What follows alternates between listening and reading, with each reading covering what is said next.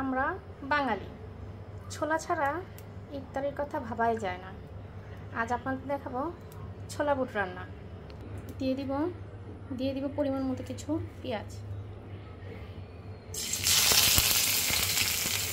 দিব কয়েক ফালি কাঁচামরিচ,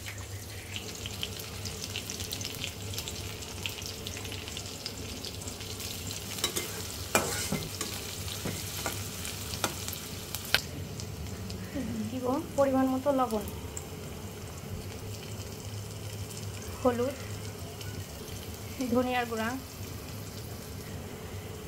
সামান্য লাল মরিচের গুঁড়া, জিরা আর রসুন একসঙ্গে বেটে রেখেছি, সামান্য মশলা বাটা, দিয়ে দেবো একটু পানি, মশলাটা ভালো করে কষিয়ে নেব। আর দিব ছোট একটা তেজপাতা।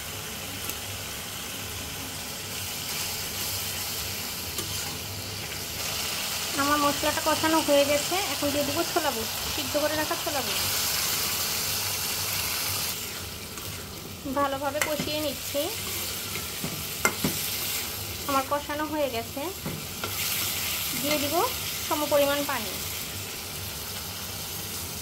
ছোলা তো সিদ্ধ করা, একটু পানি দিয়ে দিলাম যাতে আর একটু ভালো করে হয়ে যায়। ঢাকনা দিয়ে ঢেকে দিই।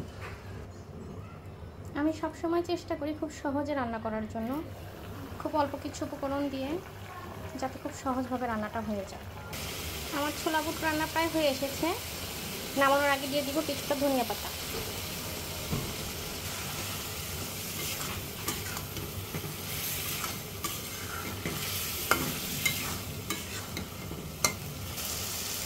আমার রান্না হয়ে গেছে, দেখেন দেখতে কতটা লোভনীয় লাগছে।